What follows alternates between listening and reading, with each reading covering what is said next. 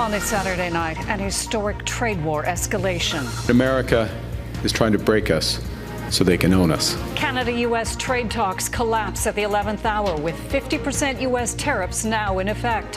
What the Prime Minister says the U.S. wanted. They asked too much and they offered too little. And how Canada is responding. Reaction from the premiers. You just can't trust Trump. Even if an agreement had been signed, how long would it have lasted? Plus what it means for independence referendums and the impact of the impasse on large and small businesses here. Well, I think a no-deal scenario was not what anybody wanted to see here, but here is where we are. Global National. Reporting tonight, Colleen Christie. Good evening. Thanks for joining us. A shocking turn of events and certainly not the outcome of the Canada-U.S. trade talks anyone was hoping for. Late last night, Canada walked away from the negotiating table in Washington, ending the talks without a deal to avoid Donald Trump's threat of 50% tariffs on Canadian goods. In a decidedly elbows-up stance, Prime Minister Mark Carney called home his negotiating team after he says the U.S. introduced last-minute demands, throwing into question the validity of any possible deal. The gap between partnership and competitor, unfortunately, has remained too wide in recent days. So last evening, I instructed our negotiators to return to Ottawa. We cannot accept what they've offered, and we will not give what they've asked. Carney says U.S. negotiators asked for too much while offering too little, citing a slew of last-minute proposals that would have affected not only Canada's ability to trade with other countries, but to protect its culture and sovereignty. The federal government is now preparing to fire back with dollar-for-dollar levies against the U.S. in a major escalation of Donald Trump's trade war. Mackenzie Gray begins our coverage tonight. As the fog of the Canada-U.S. trade war lifted, Mark Carney laid out why Canada walked away.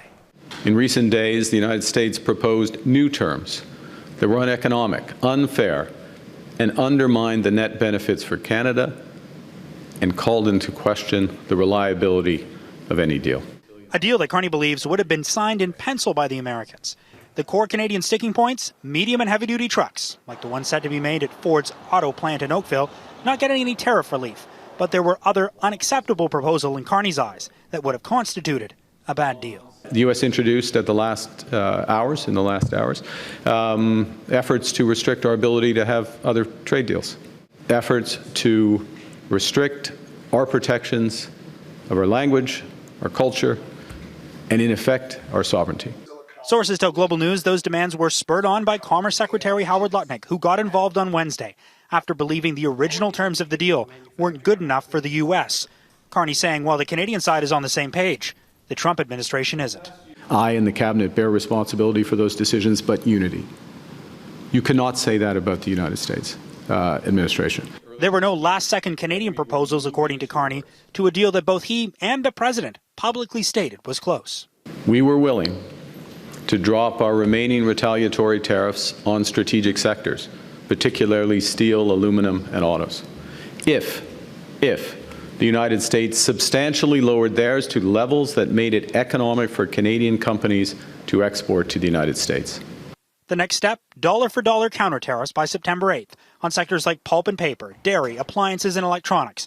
But Carney also hinted at potentially hitting the key Canadian import for the U.S. Canada fuels American growth, supplying 99% of their natural gas imports, 85% of their electricity imports, 60% of their crude oil imports. I don't think they want us to stop sending any of that energy. The last 24 hours, another deterioration in the relationship between two long-standing allies, impacting one of the largest trading partnerships in the world. As Carney put it, a power play by the U.S. on Canadian sovereignty. Why does it feel like today Mark Carney is going to war? Because we're attacked. Like you're at war when you get attacked. We got attacked. That attack, those 50% tariffs, now in place on $28 billion worth of Canadian goods. A senior government official estimating it'll impact 56,000 jobs. Folks, the Prime Minister has promised he'll help out Colleen with an aid package set to be announced next week. Mackenzie Gray in Ottawa. Thanks, Mac. Opposition leaders are also reacting to the deal's collapse and Canada's retaliation. In a statement, Conservative leader Pierre Poilievre called the U.S. tariffs unjustified and that Canada must stand united to defend our country against unfair attacks on jobs and businesses. Bloc Québécois leader Yves-François Blanchet issued a statement in French welcoming Carney's willingness to retaliate. He says the concessions being considered in a potential deal would have hurt Quebec. NDP leader Avi Lewis also says the Prime Minister was right to walk away from the negotiating table and that no deal is better than a bad deal. The Prime Minister held a call with Canada's premiers today outlining the next steps and emphasizing that Canada is strongest when governments stand together. Several premiers who had been laying low in the final days of the talks in hopes of a deal were more than willing to share their disappointment and unity. Tariff is following that part of the story. The Premier, who positioned himself as Captain Canada, has broken his noticeable silence after the talks broke down. I'm glad he didn't sign that deal because it was a bad deal. Ontario's Doug Ford says he stands by the Prime Minister's decision to walk away. It was a bad deal for Ontario. It was a bad deal for the auto sector, the steel sector, and manufacturing sector. And we never started this fight, but I can assure you, we're going to win this fight. British Columbia's Premier David Eby agrees, saying there were too many deal breakers. Even Russian forest products have better access to the U.S. market right now than Canadian forest products. And in that environment, the idea that we would be stocking U.S. liquor is absurd. Expect that absurdity to last, says Manitoba's Wab Kinew, who had been one of the most openly critical of cutting a deal with Donald Trump. But we should recognize that the Trump administration and the president are deeply flawed. He's got 2 more years left in office. We should be prepared to duke it out for 2 years. And then hopefully sanity will return to America. The premiers are bracing for job losses and calling for support. Alberta's Danielle Smith warns retaliatory tariffs could backfire. But on her radio show, she acknowledged Washington's demands went too far. There were just a couple of key demands from the United States that made it really untenable for us to sign off. It would have been too painful. But she dismissed putting the brakes on a fall referendum on independence. Quebec separatists have vowed to put that on pause until Trump is no longer president. Protections of the French language had also been in the Trump administration's crosshairs. Because it's something that is crucial for us, and it won't change. Even though we are threatened of different tariffs, it won't change. It's not just the federal government that can retaliate. The provinces have levers of their own, as we've seen with the booze ban. The question now is whether they're willing to turn up the pressure even further. Colleen? Tariff Isri in Montreal. Thanks, Tariff. The new 50% tariffs will make exporting to the U.S. much more expensive for many businesses, adding to the pain many sectors had already been feeling. Lumber, steel, and auto producers, among others, had been hopeful tariffs would be lowered as a result of these talks. But as Jasmine King reports, the financial impact of the trade impasse is only beginning. While they were watching the potential of a trade deal with cautious optimism, it was an unsatisfying outcome for many Canadian businesses. A no-deal scenario was not what anybody wanted to see here, but here is where we are. At 12:01 a.m. Eastern Saturday, the 50% tariffs came into effect for industries like dairy, electrical machinery, and plastic products, and it ranges a lot further than that. Exporters of all kinds, such as alcohol, honey, hockey sticks, and vacuums were also affected. It is a serious hit. It's around $20 billion worth of exports to the U.S., around 5% of all of our exports. Unifor, which represents hundreds of thousands of workers from Canada's auto, energy, and forestry sector, commends the Prime Minister's move to walk away from trade talks. We didn't have a choice here. We had absolutely no choice as a country. It was either roll over or draw a line in the sand. We chose to draw a line in the sand. The Canadian manufacturers and exporters say the failed deal will compound challenges manufacturers are already facing and make Canadian companies less competitive. Some alcohol exporters previously hit by tariffs have already pivoted, Raghan Distillery outside of Edmonton started selling their products to Asian markets in the wake of repeated tariff threats. They worry for their industry partners. Even the big distilleries, the Crown Royals and those kind of companies are going to have a problem absorbing this or dealing with it. The small distilleries, we're going to have a lot of problems dealing with it. The Canadian Chamber of Commerce believes our economy is resilient enough that business can navigate the storm. It's the uncertainty that is the hardest part. In 2025, there were over 52 different changes to the American tariff and tax code. That's more than one a week. And so any small business owner can't keep track of that. Major industries and small businesses alike are looking for relief, though some don't believe a solution will be that simple. I don't see the two parties going back to the negotiating table anytime soon. So this is the kind of the new normal that we're going to live with. Jasmine King, Global News, Edmonton. We spoke to some fairgoers at the Pacific National Exhibition in Vancouver today to get their thoughts on the situation. You can't make a good deal with a bad person. And Donald Trump is the worst kind of person. Well, I think it sucks, but I do think no deal is better than a bad deal. I'm hoping that they realize how much damage they're doing to themselves and decide to back off. Americans will also be paying a price for the tariffs their president is imposing in the form of higher prices. But the move also carries political risk for Donald Trump. With midterm elections this fall, his administration could face backlash for its poor handling of the country's economy and the affordability crisis Trump promised to fix. Reggie Cecchini has more from Washington.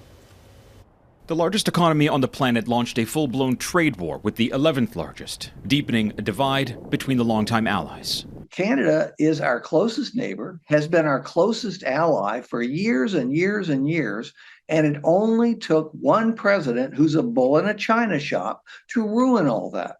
The Trump administration has left the Canadian economy in a brace position, but its nationalist priorities have also left the very people it wants to shield vulnerable. Our interest is in protecting American workers and protecting American supply chains.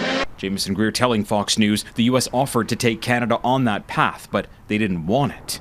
And a torn-up trade relationship could make it more difficult, as average Americans pay the price for the president's policies, with sticker prices on everyday goods going up, and U.S. businesses left with fewer Canadian clients. Anytime he disrupts trade, he's disrupting cooperation.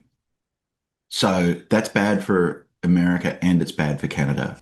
Under a soaring national debt, now higher than $40 trillion, and a persistent war with Iran, the economy is the issue that could tip tight midterm elections. And the very voters Republicans need were dealt 2 losses in a row.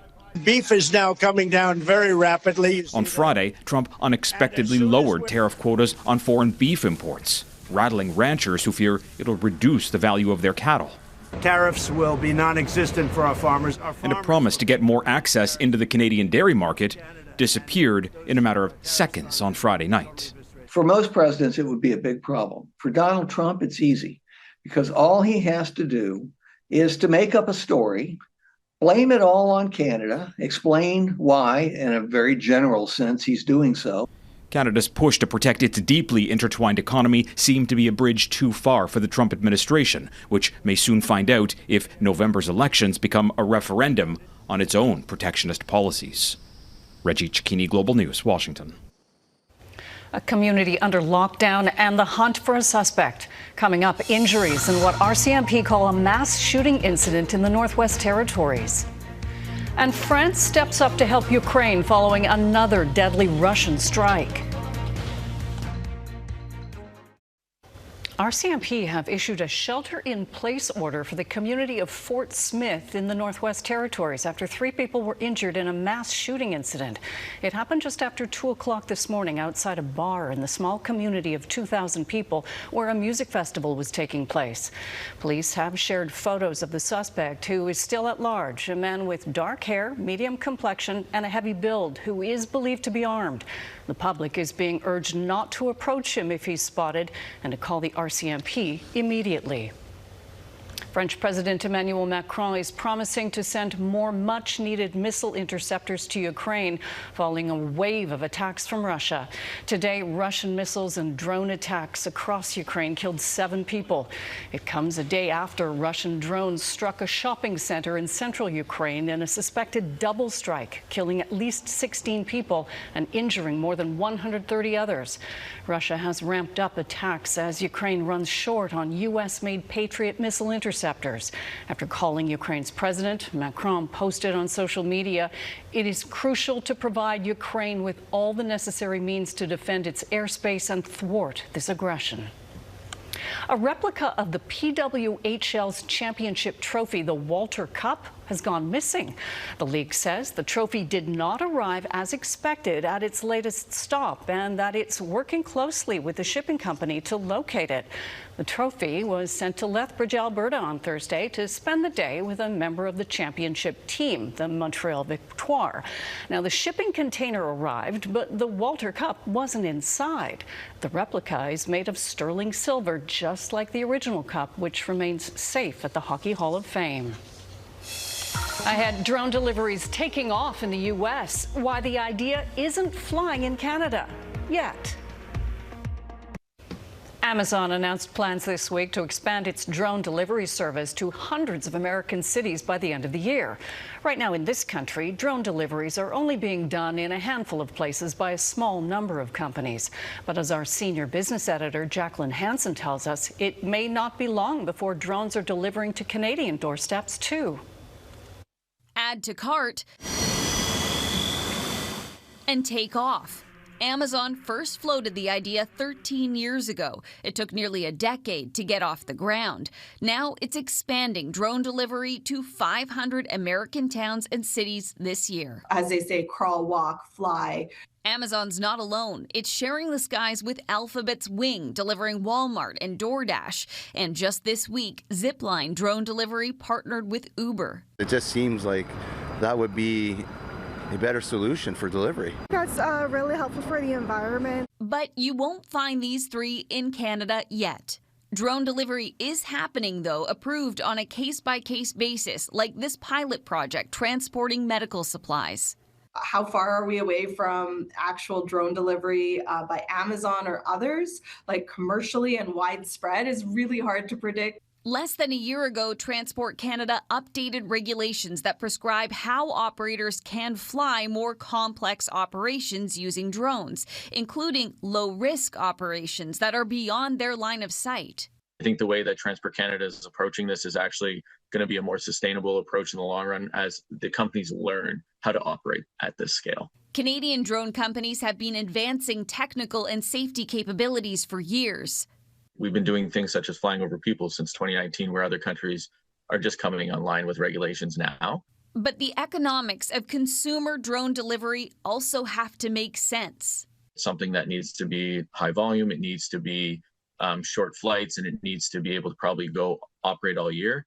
A challenge in Canadian winters. Plus, drone technology doesn't just stand alone. How is a drone communicating? There's privacy and cyber issues. Oftentimes the drones themselves are relying on software that might implement AI. A complex landscape for companies to navigate anywhere, all while making sure the people on the ground are also on board. I think it's just like a step for the future. I think it kind of sucks for the mailman. Jacqueline Hansen, Global News, Toronto. A new report from Quebec's Commission on Ethics in Science and Technology is raising concerns about the privacy risks of today's smart cars. The report says driver data can affect insurance rates, with some algorithms penalizing people who drive at night or through certain neighborhoods. Insurers don't disclose how drivers are scored, making it difficult to challenge a bad score. The report also says location data can be used to secretly track people. Only about 7% of consumers read the terms and conditions, with the report calling the current model of consent fundamentally broken. Next, want to live longer? The new research that says you should get growing. An orphaned polar bear cub has a new home at the Winnipeg Zoo. This 9-month-old cub was found in the Churchill area after its mother died. The green on its face is dye from an identification tattoo. Orphaned cubs in the wild have a very low chance of survival, so the young bear was brought to the Assiniboine Park Zoo in Winnipeg. It arrived Thursday night and is currently in quarantine. The affordability crisis has spurred more people to get their hands dirty and grow their own food. And whether you're growing lettuce or lavender, science is now giving us another reason to garden. As Melissa Ridgen reports, a 25-year study of psychological wellness, physical function, and biological markers in senior citizens should have us all puttering with plants. Forget a fountain of youth. Science has found all you need is a garden. A new report shows aging seniors who garden have healthier aging markers, a faster walking gait, and stronger protective caps on their chromosomes. Overall, they have a 22% lower mortality risk than non-gardeners of the same age. None of this surprises Janine Poiron. It's a lot of fun. I enjoy it. You have to exercise, you have to bend. It's like having yoga classes. For 50 years, she's found health and wellness in this garden. At almost 81, she spends 8 to 10 hours a day tending flowers and veggies. And that's not all. I did wood pile in about 6 hours one day. Not bad for an octogenarian. There. Gardening has helped heal her heart, too, after the loss of her husband. Reminds me of him, and then as I work, it helps me to get over the grief. Her loved ones see it too. Every day to her is such a good day. And every day is outside, even if it's rainy, even if it's cold, even if it's winter, like every day is such a blessing. I've got some beets behind you that are ready. Carol Frampton retired as a physiotherapist in January and joined a community garden. This was a great transition to go to.